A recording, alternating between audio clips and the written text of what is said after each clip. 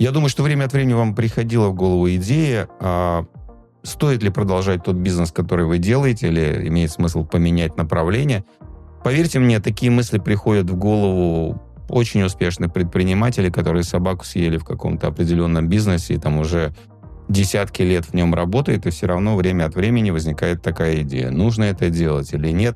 Иногда ответ на этот вопрос очевиден, но я бы хотел вот в этом видео, кстати, поделиться своими идеями о том, на что надо обращать внимание, на какие-то, такие, знаете, не очень явные признаки. Потому что многие компании, с которыми мне приходится иметь дело, так как мы, собственно, предоставляем этот акселератор, наш бизнес-бустер, и это сотни компаний, которые одновременно проходят параллельно, прокачиваются на бизнес-бустере, поэтому есть определенная насмотренность. То есть я вижу, что происходит. Я вижу много компаний, которые неплохо организованы, работают довольно эффективно. Команда сфокусированно прикладывает большие усилия. Таким командам и такой организации многие бы позавидовали. И для многих это действительно такой, знаете, предмет вожделения. Вот мне бы таких людей, такую команду. Но при этом у них нет какого-то значительного роста, какого-то значительного прорыва. И правда в том, что иногда нам приходится менять направление бизнеса. Ты строил, там как-то холил, лелеял свою любимую компанию, оттачивал, все это организовывал, но бывают ситуации, когда действительно нужно менять. Мы, как предприниматели, как правило, это не любим. Особенно если мы вложили много усилий в создание команды, у нас есть все эти ребята, они знают, что делать, понимаете. Компания уже не требует так много внимания, ты только поднялся на вершину, где ты уже, так сказать, чувствуешь себя предпринимателем и начинаешь получать от этого отдачу, и тут, знаете, идея что-то менять, она на самом деле не вдохновляет. И кроме того, действительно ведь существует такой принцип, знаете, работает, не трожь. Пускай продолжает работать. Но если при этом ты чувствуешь, что действительно что-то идет не так, и потенциал намного больше, ощущаешь, что ты как бы все неплохо наладил, бизнес-то работает, но ты все равно как белка в колесе. Вполне возможно, вам нужно обратить внимание на эти признаки, о которых я сейчас расскажу. Первый признак, самый очевидный, его легко можно было бы заметить, если бы предприниматели, владельцы бизнеса, руководители обращали внимание на рынок, на то, что происходит в индустрии. По-настоящему.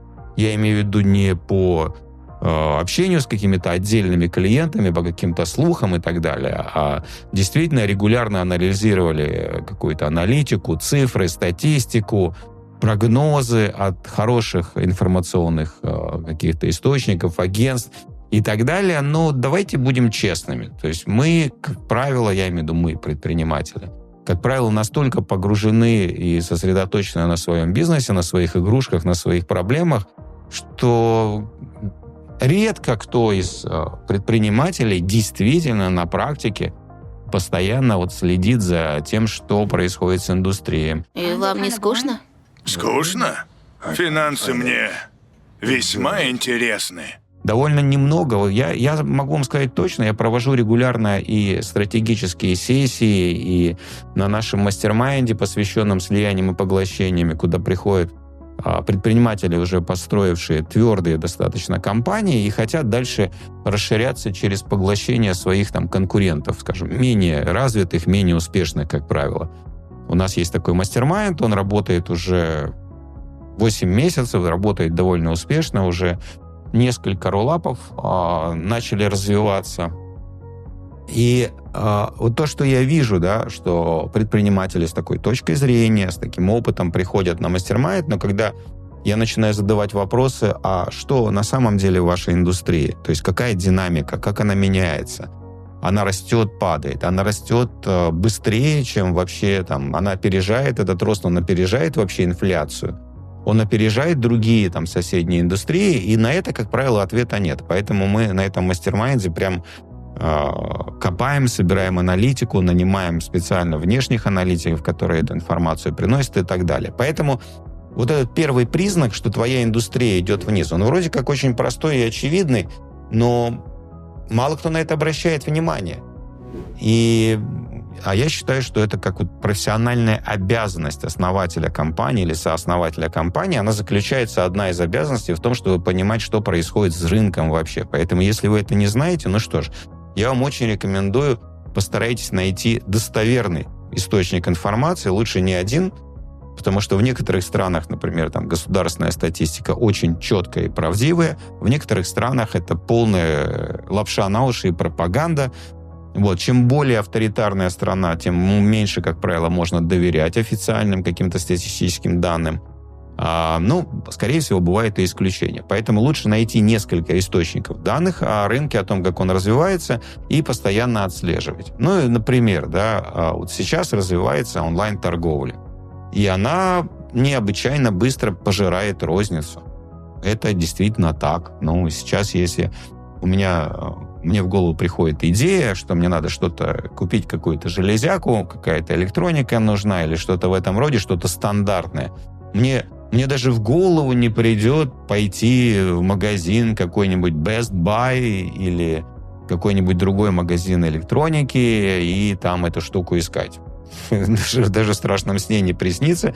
Я сразу иду на какой-нибудь или B&H, или я иду на Amazon, или на сайт производителя, если что-то это серьезно, и, собственно, там делаю онлайн-покупку, мне это приходит прямо домой. И, кстати, ставьте лайк этому видео, если вы согласны, что это эффективно сегодня, если вам интернет-магазины уже заменили физически. Я лично заказываю все продукты практически питания, особенно тяжелые, знаете, там вода, там мясо, рыба и так далее, заказываю онлайн, потому что, заказал, тебе в дверь постучали, поставили, ты забрал, и все. Это удобно.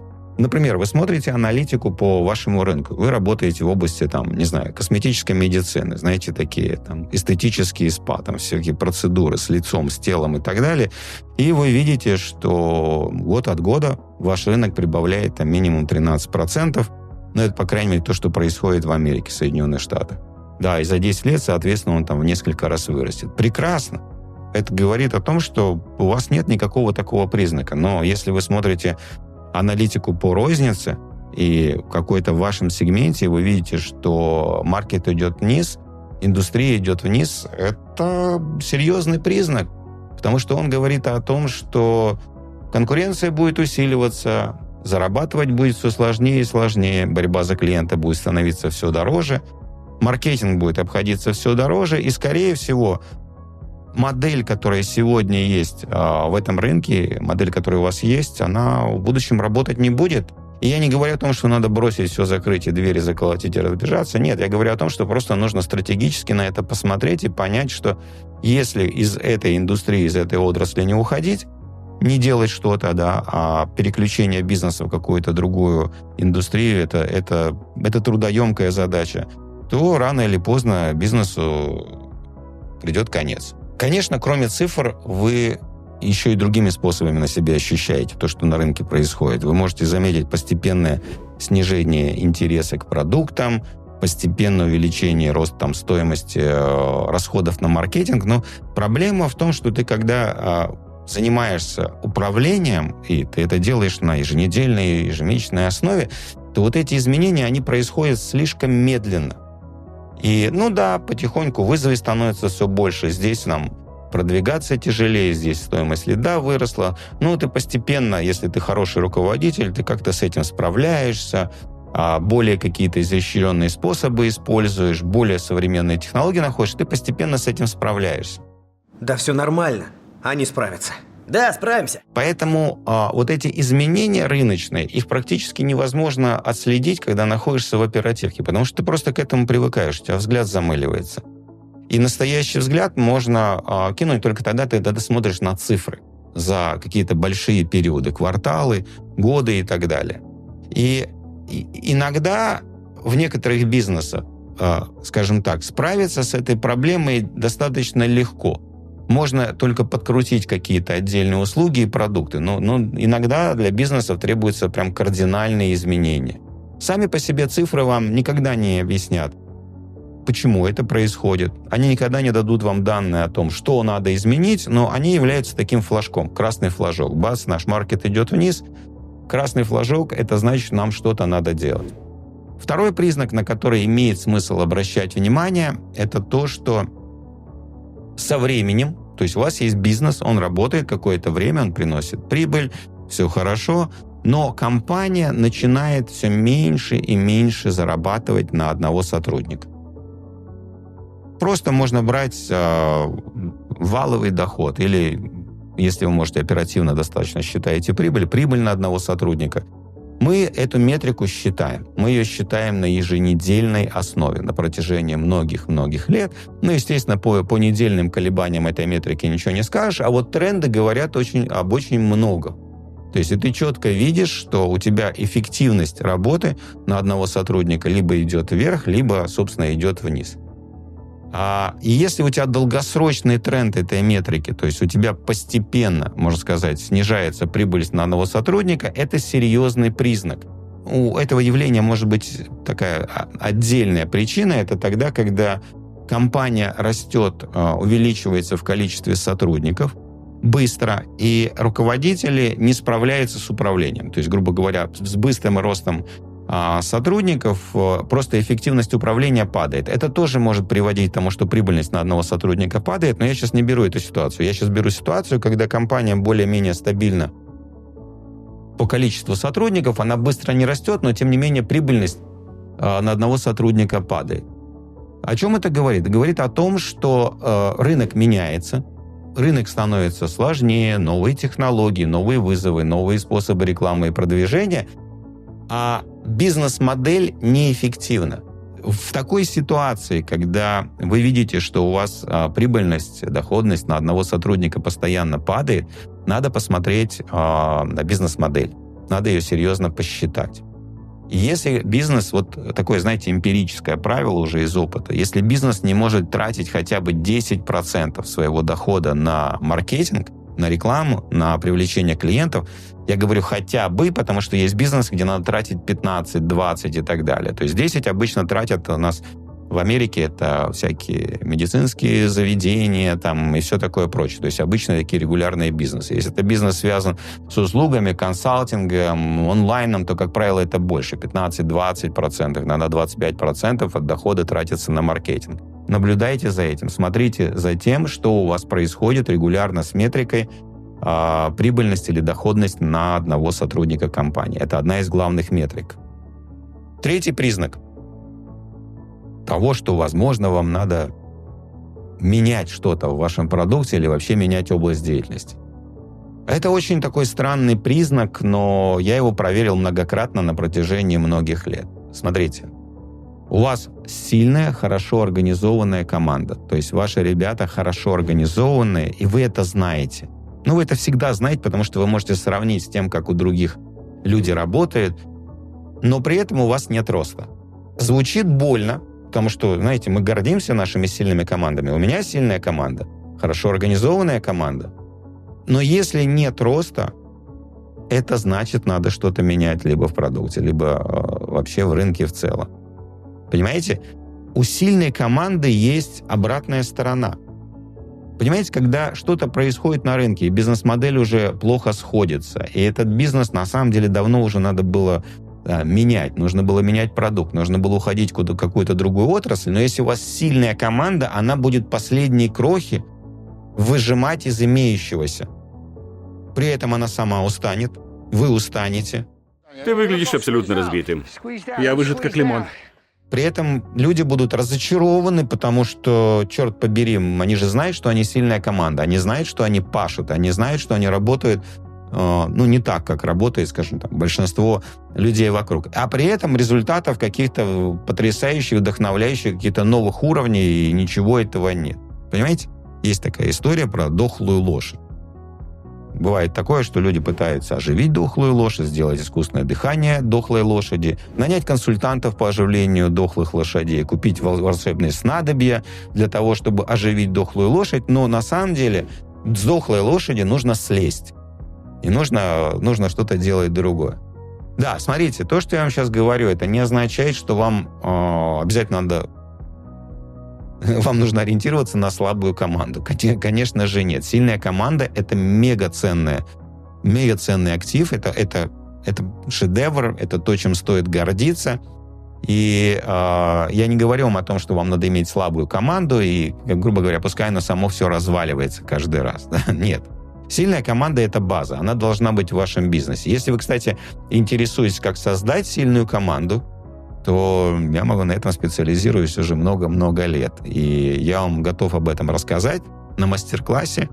Мастер-класс называется «Как усилить команду, укрепить фундамент бизнеса и выйти на новый уровень». Интересно? Регистрируйтесь по ссылке в описании. Абсолютно бесплатный мастер-класс. Там я расскажу о том, что такое сильная команда, как ее создавать. И по поводу вот этого признака, да, то, что команда сильная, но бизнес не растет. Значит, смотрите, для меня это не теория. Для меня это болючая практика, потому что когда-то я был в ситуации, много лет назад, я был в ситуации, когда у нас было 11 филиалов физических. То есть это филиалы, это помещения, там, брендированные, это персонал в каждом филиале, это обучение этого персонала, это, конечно, куча накладных расходов и так далее, и так далее, и так далее. Это была сложная модель для управления, потому что этих сотрудников надо было обучать, нужно было контролировать, филиалы надо было запускать и так далее. Большая география, разные языки, разное законодательство, разные страны и так далее. Это была сильная команда. Но этот бизнес в какой-то момент перестал расти. И когда я начал анализировать, да, ты начал погружаться глубже, ну, что не так? Потому что в этом есть что-то странное. Я знаю точно, что мы работаем хорошо. Я знаю точно, что у нас все в порядке с мотивацией. Люди горят этой идеей. Почему мы не растем? Когда я начал смотреть, для меня стало очевидно, что нужно менять способ, которым мы предоставляем услуги. И вот тогда мы начали переключаться в онлайн. И на сегодня мы во много раз больше предоставляем в онлайне, чем мы когда-то делали в 11 филиалах. И получает намного больше результатов, и наши резиденты бизнес-бустера, их намного больше, и они получают гораздо лучший результат. Понимаете? А команда чувствует себя намного более счастливой. И она по-прежнему такая же сильная и организованная, только направлена немножко на другой продукт. Итак, 4-й признак того, что вам нужно, возможно, вам нужно поменять что-то в бизнесе и сделать это как можно быстрее. Это какие-то быстрые изменения, качественные изменения в технологиях, отраслевых стандартах, которые могут привести к тому, что ваш бизнес станет устаревшим.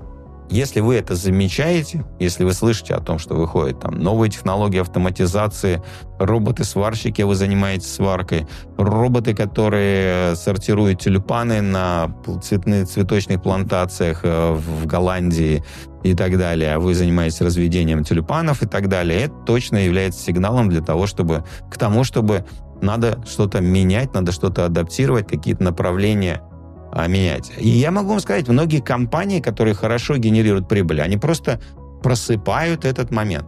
Они его профукивают. Вспомните, есть компания, у нас в Америке была, компания называлась Blockbuster.